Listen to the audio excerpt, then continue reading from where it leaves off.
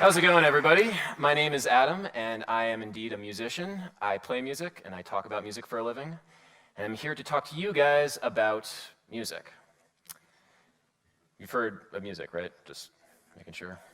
Because it does seem to be an intrinsic part of the human experience. It's a part of every culture across the globe and has been since the dawn of civilization. But since we're here and might as well define it, let's try and actually come up with a definition. So music is, according to Merriam-Webster's dictionary, the science or art of ordering tones or sounds in succession, in combination, and in temporal relationships to produce a composition having unity and continuity.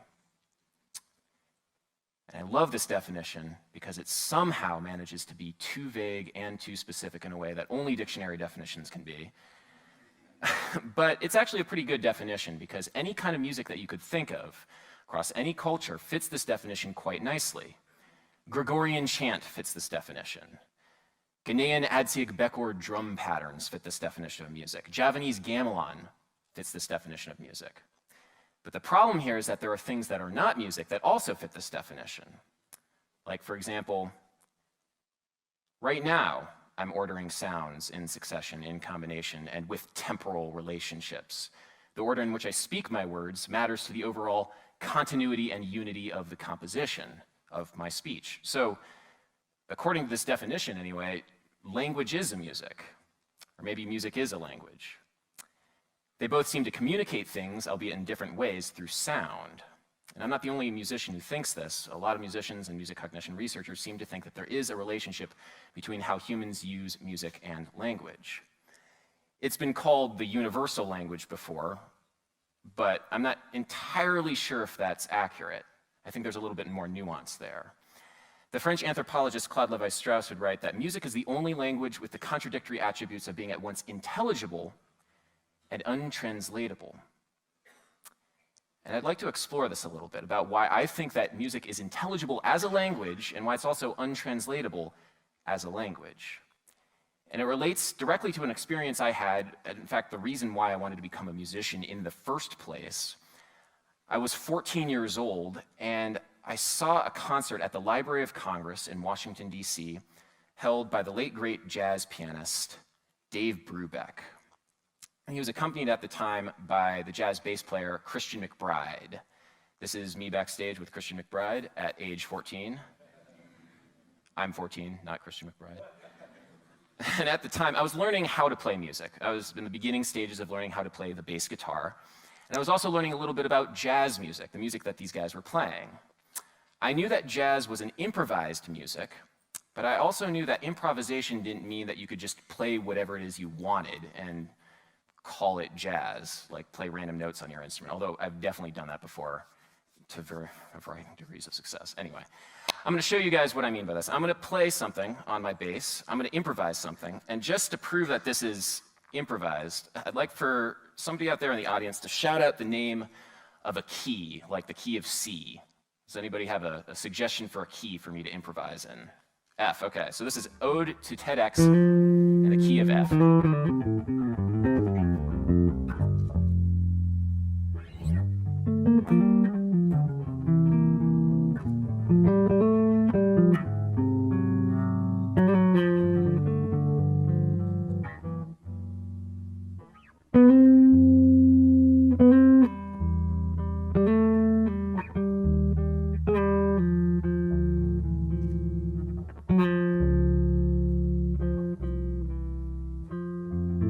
Okay, I got a question for you guys. What do you think I'm thinking about while I'm improvising? Do you think that I'm thinking like the names of the notes that I'm playing? Like, I'm thinking, oh, I'm gonna play an F now, then a D, then an E, then a C, then an A, then a B flat, or whatever. The truth is that it's actually very similar to having a conversation with somebody in daily life. You know, if you think about just your mindset when you're having a conversation, you're not really, reading from a script. You're improvising the conversation, but you're also not inventing new language to have your conversation. What you're doing is you're recombining all of the vocabulary words that you've learned over the course of your life, and you're recombining in the moment in a way that makes sense to you, and hopefully makes sense to the person with whom you're speaking. And the reason why this works is because there's this underlying structure, this grammar of language, which governs which words can go where. It governs the temporal relationships of the sounds that you speak. And this syntax defines well-formed sentences. Adjectives go here, nouns go here, verbs go here. And because you know that syntax quite well, you can access your vocabulary and recombine it in the moment to have a meaningful, extemporaneous conversation. And that's exactly the same thing with music. When I saw Dave Brubeck and Christian McBride play, they were having a meaningful, extemporaneous conversation before me. They were recombining all of their musical ideas, their vocabulary that they had learned over the course of their careers in the moment. And they did it in a way that made sense to me. And I looked up at them, and it was like they're having this, I'm going to call it a debate, maybe. They were having this repartee back and forth in this fluid arc of musical ideas. And they were telling a story with a logic that I could understand. And that was very exciting for me because it just seemed so joyful. It was really exciting to watch. At one point, they were laughing, and Christian McBride, I remember him letting out a woo, which is how you know the jazz is especially good. So it was in that moment that I knew that I wanted to do this. I wanted to become a musician. I wanted to have these meaningful conversations with people, and I wanted to be able to speak this language that these guys were speaking. So I studied jazz improvisation, and the more I studied, the more I realized that, yeah, this is a form of communication. Maybe I can't quite articulate how I'm communicating, or what I'm communicating, but I'm definitely communicating something. And I've learned a little bit more since then, and I'd like to share with you guys exactly what I'm thinking of while I'm playing. So I could play something right here. I'm going to play a chord. A chord is any time that you have more than one note at the same time playing, I guess, on your instrument. This is a G major 7 chord. If you must know, it's a spread voicing of a G major 7, G, D, F sharp, B. But for a jazz improviser, what you're thinking of is you're not really thinking of this as just a chord. It's more of this abstract idea, this concept, this category, really, under which other ideas can be filed. So, yeah, this is a G major 7, but this is also a G major 7. And so is this. So is this spaghetti-looking thing. So is this.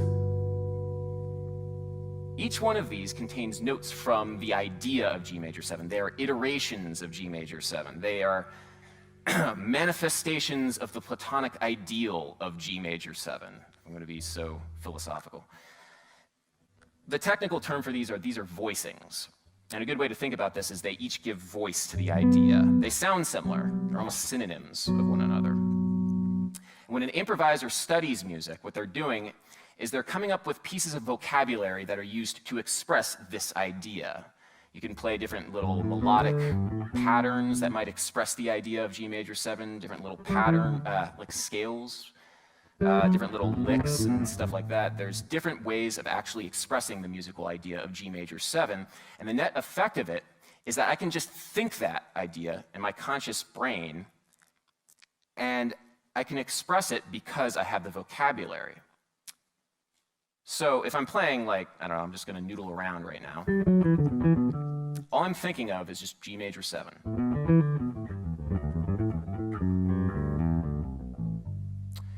And if I shift my conscious brain to think another idea, like maybe A flat major 7, you'll be able to hear that.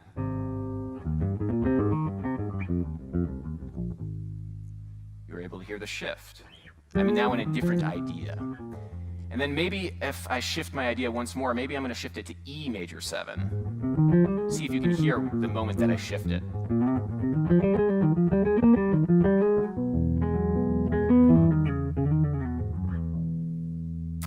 You heard that shift. Something changed in the improvisation there.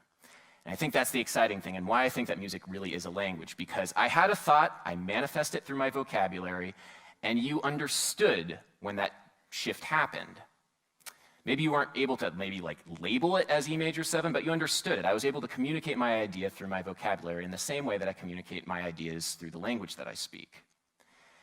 Exactly what E major 7 means, I can't really tell you, because like Claude Levi-Strauss would say, Music is the only language with the contradictory attributes of being at once intelligible and untranslatable. You can't translate that idea of E major 7 into something else. It's just what it is. Music is untranslatable. If you were to ask me a question right now, like, what are you doing, Adam? And I might respond, I'm giving a TEDx talk. There's a logical relationship between question and answer. I can ask musical questions too. Like, for example, this might be a musical question, and this might be a musical answer. You can hear the logic there. We call this antecedent and consequent phrases. Antecedent, question. Consequent, answer.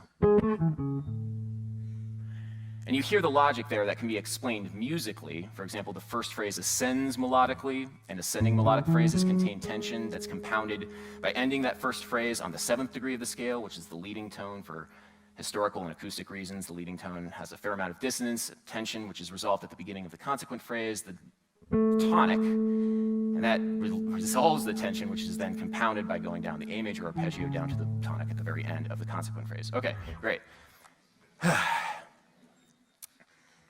Thank you. Music theory, okay. So there's a logic there that you heard, you understood. I didn't need to explain all of that stuff to you, you just heard the relationship.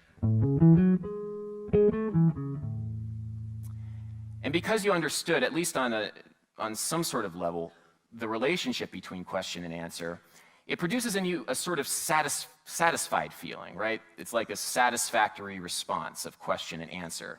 Tension and release. I want you guys to pay close attention to that tension and release in this next question and answer pair. Because that feeling, the feeling that's going to be induced, is salient to my point about music being a language. So check this out. Here we go.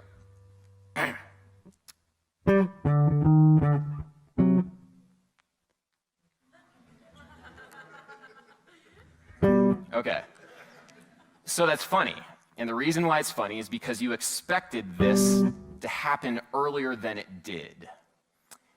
Leonard B. Meyer calls this embodied musical cognition. Expectations set up in the music itself produce musical meaning. That moment was kind of an anxious moment. You felt that there's like this tension there because I didn't fully resolve that the diatonic tritone out to the tonic chord. You felt that tension right there in a very real way. I didn't have to explain to you the tension. I could say the word anxiety, and you don't feel anxiety. I could say the word happiness, you don't feel happiness. I could say the word jealousy, you don't feel jealousy. But all I have to do is go like this.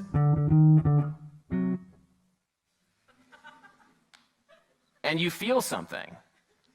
And it's only because of the vocabulary and the syntax of music, the language of music, that you're able to feel that thing. And for this reason, I think that music is the language. Music is a language with a direct line to experience. Let me try that again. Okay. Music is a direct line to experience in a way that natural language simply isn't. The composer W.A. Matthew would write that perfect clarity does occur in music. One learns to compose or perform all of what the moment carries, but I never feel like words completely say what aches to be said. The philosopher Susan Langer said that a composer not only indicates but articulates subtle complexes of feeling that language cannot name, let alone set forth. And so when I was preparing for this talk, I was trying to think about the best way of explaining how it was that I felt when I was looking up at Christian McBride and Dave Brubeck improvise and have their musical conversation. And I really can't articulate that feeling into words, because the only way of articulating that feeling would be to be there in that moment and have Christian McBride and Dave Brubeck improvise for you all.